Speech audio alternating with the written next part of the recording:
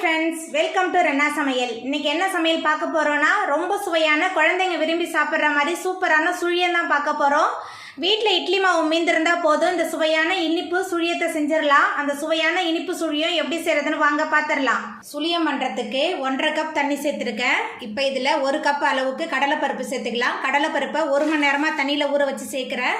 ஊற வச்சு சேர்க்கணும்னு கிடையாது, ஊற வச்சு சேர்க்கும் போது சீக்கிரமாக வெந்து வந்துடும், அதனால தான் ஊற வச்சு சேர்க்குறேன். குக்கர்னா 3 விசில் வச்சு எடுத்துக்கலாம். நான் ஓப்பன் பாட்டில் தான் வேக வைக்க போகிறேன். கடலைப்பருப்பு நல்லா வெந்து வரட்டும். நம்ம வேக வச்ச கடலைப்பருப்பு நல்லா வெந்து வந்துருச்சு. எப்படி நம்ம வெந்து வந்துருச்சுன்னு கண்டுபிடிக்கணும்னா, ஒரு பருப்பு எடுத்து இப்படி நம்ம நசுக்கி பார்த்தோமா இந்த மாதிரி மாவு மாதிரி வரணும். இந்த மாதிரி வந்தால் நம்மளோட கடலைப்பருப்பு நல்லா வெந்து வந்துருச்சு. இப்போ அடுப்பை ஆஃப் பண்ணிவிட்டு தண்ணியை வடிச்சிட்டு 1-2 மிக்சியில் போட்டு கடலைப்பருப்பை பொடிச்சு வச்சுக்கலாம். வெல்லத்தை கரைச்சிடலாம் சுழியத்துக்கு. அதுக்கு 1 கப் அளவுக்கு நான் வெல்லம் எடுத்திருக்கேன். கொஞ்சமாக தண்ணி சேர்த்துக்கலாம். இது சுத்தமான வெல்லம் தான்.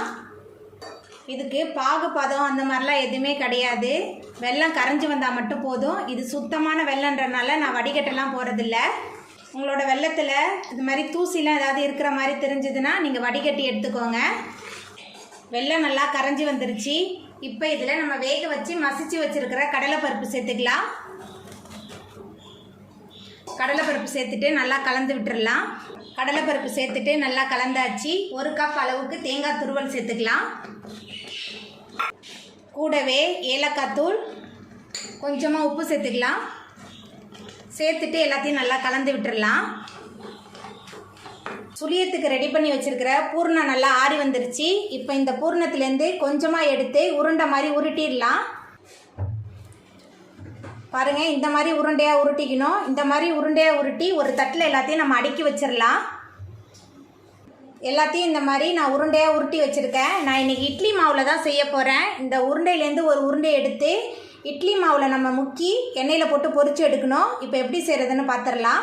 சுழியம் பொரிக்கிறதுக்கு அடுப்பில் எண்ணெய் சட்டி வச்சு எண்ணெய் ஊற்றிருக்கேன். எண்ணெய் சூடாகி வரட்டும். எண்ணெய் சூடாகி வந்துட்டு இப்போ நம்ம ரெடி பண்ணி வச்சுருக்க பூரணத்தை எடுத்து இட்லி மாவில் முக்கி நம்ம எண்ணெயில் போட்டுடலாம். மாவு வந்து தண்ணியாக இருக்கக்கூடாது, திக்காக தான் இருக்கணும்.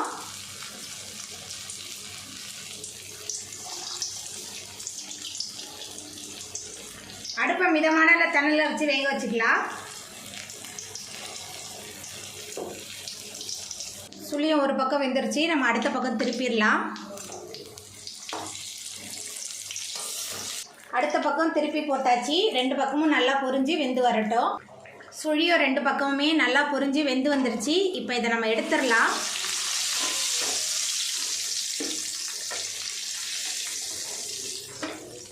அவ்வளோதாங்க, ரொம்ப சுவையான இனிப்பு சுழியம் சூப்பராக ரெடி ஆகிட்டு. இந்த சுவையான இனிப்பு சுழியத்தை நீங்களும் உங்கள் வீட்டில் செஞ்சு பாருங்கள். இந்த வீடியோ உங்களுக்கு பிடிச்சிருந்தா லைக் பண்ணுங்கள், ஷேர் பண்ணுங்கள், கமெண்ட் பண்ணுங்கள், சப்ஸ்கிரைப் பண்ணுங்கள். அப்படியே பக்கத்தில் உள்ள பெல் பட்டனை கிளிக் பண்ணிடுங்க. நன்றி.